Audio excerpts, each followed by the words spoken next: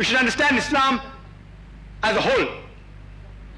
Even suppose after that, even after a lady does hijab, irrespective of lady does hijab or not, a man is commanded he should lower his gaze. And if suppose after that, if a man commits rape in Islam, he receives capital punishment. You call it a barbaric law. I have asked this question to several people. Suppose, I have asked this question to many of the gents. Suppose your sister is raped, and if you are made the judge, leave aside what Islam tells you, leave aside what Indian law tells you, leave aside what American law tells you. If you are made the judge, what punishment will you give to the rapist of a sister? And all have said, death sentence. Few went to the extreme of saying, I'll torture him to death. I want to ask you a question. If you apply the Islamic Sharia law in America, will the rape case decrease? Will it remain the same or will it increase? If you apply the Sharia law in India, will the rape case decrease? Will it remain the same or will it increase? So but natural, let's analyze practically.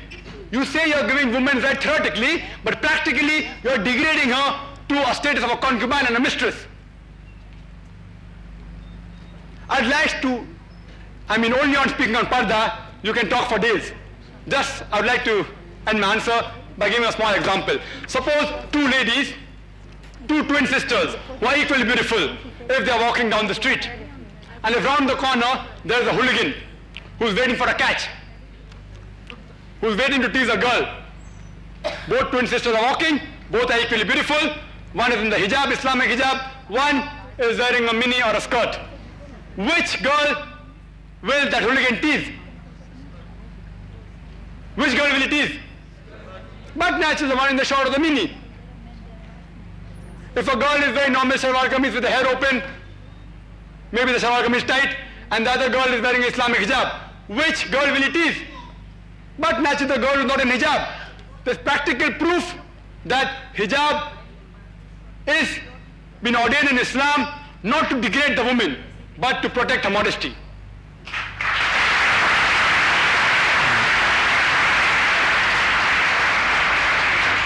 There's an announcement for Aruna Bhurte. Your husband is calling you at the entrance. Mrs. Aruna Bhurte, could you please contact your husband outside the auditorium, please?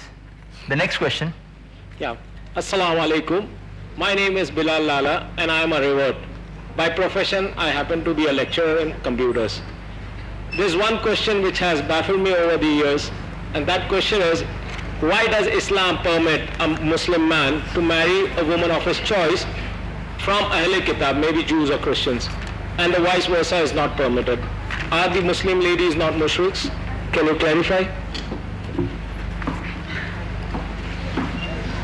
Brother Bilal has asked the question that Quran permits a Muslim man to marry a lady from the Ahl Kitab, but the vice versa is not true, and is correct.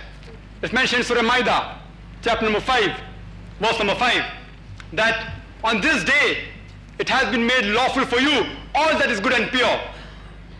The food of the people of the book has been made lawful for you, and your food has been made lawful to them. And also, besides the women who are believers, even the women of the Ahl Kitab who are chaste has been made lawful for you. Islam gives permission for a Muslim man to marry a woman from the Ahl Kitab. Why? Because when a Christian or a Jewish lady, when she marries a Muslim man, after she marries, the family of the husband will not abuse or insult any of the prophets, because in Islam we believe in all the prophets of the Jews and the Christians. What prophets they believe in, we believe in. We both believe in Adam, in Noah, in David, in Musa, in Isa, may peace be upon them all. Because we believe in all of the prophets, the lady, when she enters a Muslim family, she will not be ridiculed. But the vice versa, if a Muslim lady goes to a family of a Christian or a Jew, but natural, they do not believe in Prophet Muhammad, may peace be upon him, and she will be ridiculed. That's why Islam gives permission for a Muslim man to marry a girl from the Ahl Kitab, but the vice versa is not true. Coming to the second part of the question, that aren't these Muslim women mushriks? Brother is referring to an ayat of the Quran Sharif of Surah Baqarah, chapter number 2, verse number 221, which says that do not marry unbelieving women until they believe. Even a slave woman who's a believer is better than an unbelieving woman, even if she allows you. Means, even if the Queen of England, let her be the wealthiest lady, let the lady be the most beautiful in the world, still a jhadu wali, a slave woman who's a believer, is much better than the best lady of the world if she's an unbeliever. And the verse continues, do not marry your daughters to the unbelieving man until he believes. For a slave man who's a believer is better than an unbeliever even if he allows you. Now another verse in the Quran tells you, from Surah Ma'idah, chapter number 5, verse number 72, it says, لَقَدْ كَفَّ الَّذِينَ قَالُوا إِنَّ اللَّهُ ابْنُ مَرْيَمَ, that they are blaspheming, they are doing kufr, those who say Jesus is Christ, the son of Mary. Those who say Allah is Christ, the son of Mary. لَقَدْ كَفَّ الَّذِينَ قَالُوا إِنَّ اللَّهُ ابْنُ مَرْيَمَ وَقَالَ الْمَسِيحِ, but said Christ, Ya Bani Israel, O children of Israel, Abdullah, worship Allah, Rabbi wa Rabbukum, who's my Lord and your Lord.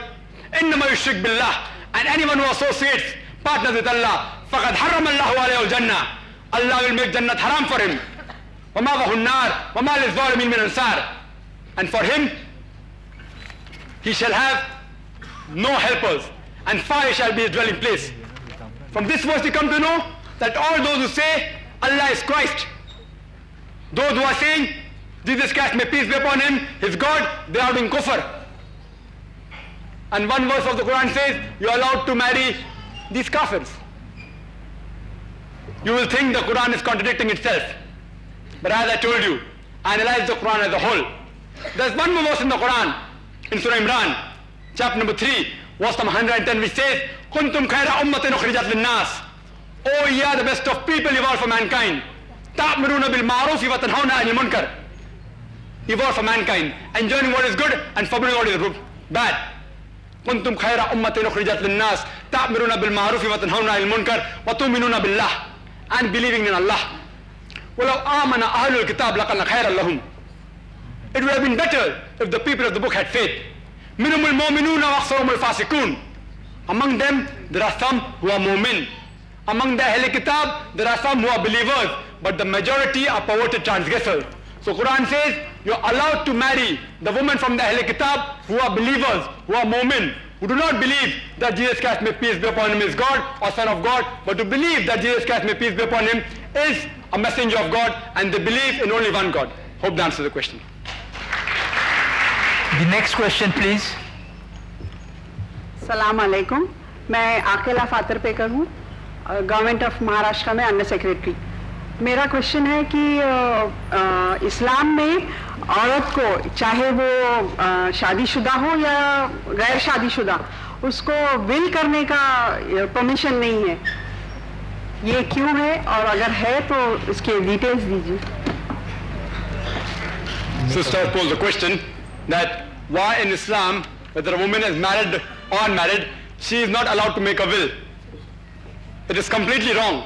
As I mentioned in my lecture, Islam gave economical rights to women 1300 years before the West.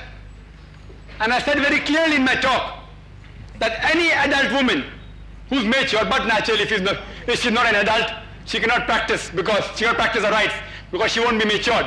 Any adult woman, irrespective whether she's married or unmarried, has the right to own or dispose any of her property without consultation.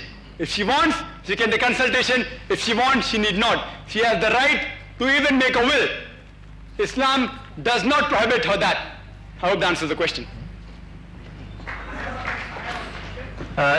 Excuse me, sir. We'll allow questions only from the mic, and in turn, please, we have to keep the decorum and the people who have